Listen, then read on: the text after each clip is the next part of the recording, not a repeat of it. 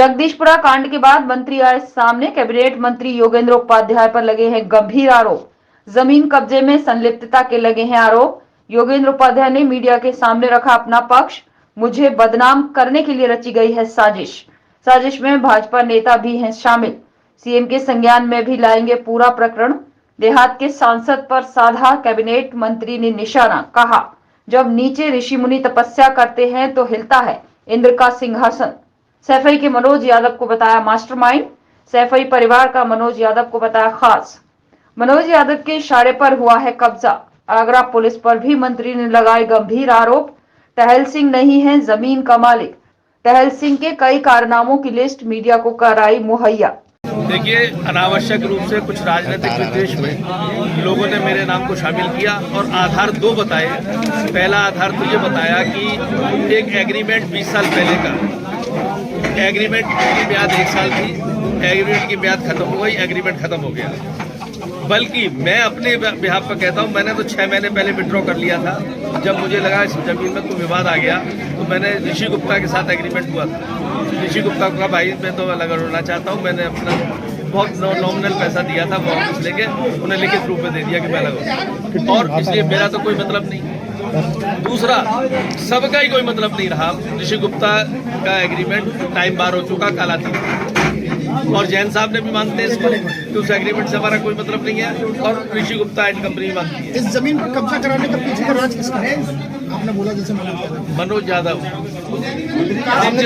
जिसने कम से कम 6-7 करोड़ रुपए खर्च करके इसकी रजिस्ट्री फर्जी रूप से सामने देखो। आप मानते हैं केंद्र में आपकी सरकार, उत्तर प्रदेश में आपकी 2 बार सरकार, उसके बाद भी सैफई परिवार का आदमी आगरा में जमीन पर कब्जा करवा रहा है। यही विडंबना है जिसकी जांच कराऊंगा। आपने कहा कि 84 में अटल सिंह जो है उन्होंने विड्रॉल कर लिया था और पैसा लेके चले गए। उसके बाद फिर वो रजिस्ट्री कैसे कर सकते हैं? कोर्ट में भी गए, 2004 में हारे भी।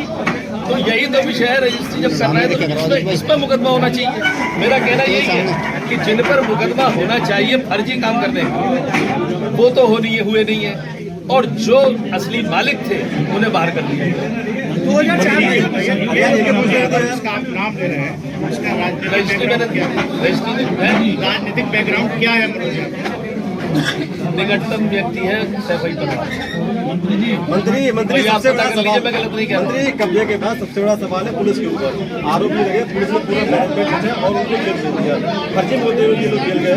आप क्या मांग करते हैं, क्या कार्रवाई होनी चाहिए? बाकी मैं तो कह रहा हूँ निष्पक्ष जांच होनी चाहिए। इस पक्ष की भी होनी चाहिए, इसकी भी होनी चाहिए। टहल सिंह ने गलत रजिस्ट्री कैसे की, इसकी होनी चाहिए। उमावती कौन है, इसकी होनी चाहिए। टहल सिंह जिंदा है कि नहीं है, क्योंकि मुझे नहीं मालूम।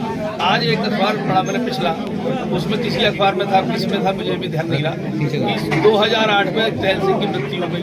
वो पढ़ते में चौंका, 2008 में मृत्यु हो गई है। तो ये 2017 में और 16 में एग्रीमेंट और 17 में रजिस्ट्री कैसे करना है? इस कारण को फर्जी टहल सिंह खड़ा किया जाता है। सवाल ये नहीं, सवाल पुलिस की भूमिका पर है। पुलिस ने कब्जा कराया है, क्योंकि 5 लोग मंत्री जी आगे एक मिनट, सवाल पुलिस के ऊपर है। आप पुलिस के जो तमाम अधिकारी हैं उन पर क्या बोलना चाहेंगे आप? देखिए, पुलिस ने कब्जा कराया, चाहे जिसका कराया वो गलत है। पुलिस कब्जा कराने वाली कोई नहीं है, चाहे रवि यादव का कराया हो या आप लोग जैसा कह रहे हैं। मेरे जानकारी में जैन साहब का कब्जा था पहले। मंत्री जी, सीएम साहब डायरेक्ट हस्तक्षेप इस मामले में कर चुके हैं और इसमें पुलिस आयुक्त का तबादला भी हुआ।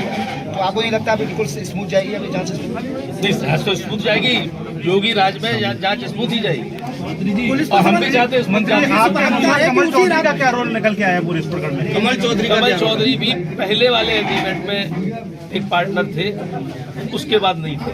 उसके बाद इनकी और क्या है मुझे नहीं मालूम। पुलिस ने जो मुकदमे कायम किए वो गलत किए कमल चौधरी पर। अब ये तो पुलिस के विवेचना पर निर्भर करेगा। मैं अपना जजमेंटल स्टेटमेंट दे ही नहीं सकता। पुलिस ने उसी दिन कब्जा क्यों दिलाया जिस दिन उन लोगों को जेल भेजा गया? सबसे बड़ा सवाल ये है, उन लोगों को जेल भेजा गया था जिन पर शराब और गांजे का आरोप लगाकर पुलिस ने। किसको कब्जा दिलाया पुलिस? जो पार्टी थी, जो बाउंड्री वॉल कराई गई रातों रात। नहीं, वो तो जैन साहब का पहले से ही कब्जा था। रवि कुशवाहा जैन साहब का ही चौकीदार। तो आप ये तो कब्जा तो बाद में पलट हुआ है। मंत्री आने के बाद बाउंड्री कराई गई, पुलिस ने सहारा क्यों लिया? देखिए, पुलिस को कोई भी एक्शन, आज भी यदि मैं कहूँ पुलिस से कि आप जैन साहब असली मालिक कब्जा दिला दीजिए, पुलिस नहीं दिला सकती। मेरा जो सैद्धांतिक बात है, पुलिस कब्जा दिलाने वाली किसी को भी नहीं, जो न्यायालय है वो। तो जब भी पुलिस कब्जा किसी को कराएगी वो गलत है।